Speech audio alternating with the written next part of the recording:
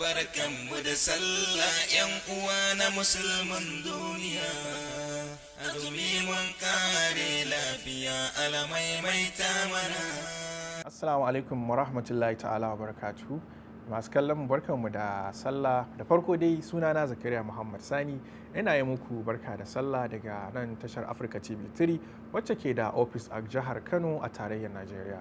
Ina wa al'ummar musulmi baki ɗaya na duniya barka da sallah.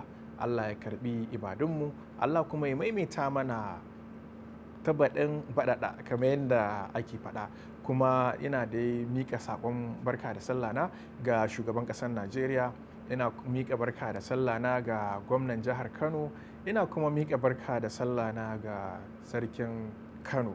Kuma zan shiga cikin gida a inda zan fara gaishe da babata Hajiya Amina Ibrahim, ina kuma gaishe da yayata Sadiya Muhammad Sani da 'ya'yanta gabaki daya, ina musu barka da sallah tare da mai gidanta a magistrate Mustapha Datti Sa'ad, ina mushi barka da sallah da shi da iyalansa baki daya. Ina kuma yi wa kannena tun daga kan Khadija Muhammad Sani, Zainab Muhammad Sani, Fa'iza Muhammad Sani da kuma Sarayya Muhammad Sani, Shamsiya Muhammad Sani, Bardiya Muhammad Sani, Salim Muhammad Sani, Sabit Muhammad Sani, kai da sauran kanina baki ɗayanku ina muku barka da sallah. Ina kuma yi muku addu'a Allah kuma ya maimaita muku, Allah ya maimaita mana wannan lokaci, ya kuma ci gaba da maimaita mana, ya kuma ba mu jinkiri mai amfani. Ina kuma gaishe da makotana kamar su Baba Kaugama da su Alhaji Shu'aibu da sauran makotana kamar su Abdulrahman, kamar su Alhaji Abdullahi Chairman da dai sauran makotana baki ɗaya, ina musu barka da sallah da fatan Allah ya maimaita mana. Ina kuma yi wa surukata Hajiya Safiya Lawan na Rogo barka da sallah. Ina wa daga baki ɗaya tun daga kan yayyanta, ƙannanta da 'yan uwanta baki ɗaya, ina musu barka da sallah. Allah kuma ya maimaita mana, Allah kuma ya karɓi ibadunmu. Ina wa kakata da take zaune a jihar Plateau a barka da sallah. Ina kuma yi wa babanta Alhaji Salisu Mai Zare, ina mushi barka da sallah. Allah kuma ya ƙara mushi nisan kwana, ko wace Allah ya ƙara musu nisan kwana mai yawa mai albarka. Allah kuma ya ƙara musu lafiya baki ɗaya. Ina wa ƙannan babata baki ɗayansu barka da sallah. Ina wa ƙannan babana kamar su Baba Hamisu, Baba Salisu, Baba Nasiru wanda suke a jihar, kowace wanda suke a garin Ashaka, da kuma Kawu Inde wanda suke a garin Jos, kamar su Kawu Idi wanda yake a garin Babale a jihar Jos, da kuma zai sauran 'yan uwan babana baki ɗayansu su ma ina musu barka da sallah. Allah ya ƙara musu lafiya, Allah kuma ya maimaita mana.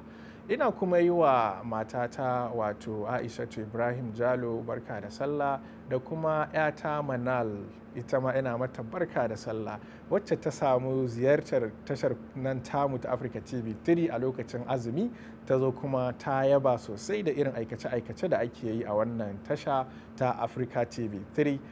To ina musu barka da sallah, Allah ya ba su nisan kwana mai yawa mai albarka, Allah kuma ya kare su daga dukkanin wani sharri. To ina kuma yi wa ma'aikatan Africa TV tun daga kan darakta Dr. Habib Tahir zuwa ga kowa da kowa, wanda lokaci ba zai bani daman kiran sunayensu ba. Ina wa sauran 'yan uwa wanda suke tallafa wannan tashar da shirye-shirye a wasu ƙasashe da kuma wasu jihohi da ma wanda suke a wannan jihar baki ɗayansu, yana musu barka da sallah, kuma Allah ya ba su ladan taimaka wannan tasha da suke yi. Haka ma malaman da suke gabatar da shirye-shirye a wannan tasha, musamman malaman da suka gabatar da shiri irin na fatawa daga karfe 10 na dare zuwa 11 na dare tun daga Ramadan ɗaya ga azumi har zuwa 30, kamar su Dr. Bashir da babanmu Sheikh Abdulwahab, ina musu barka da sallah. Allah ya ƙara musu lafiya, Allah kuma ya ba su ladan wannan aiki da suka yi, wannan gagarumin aiki.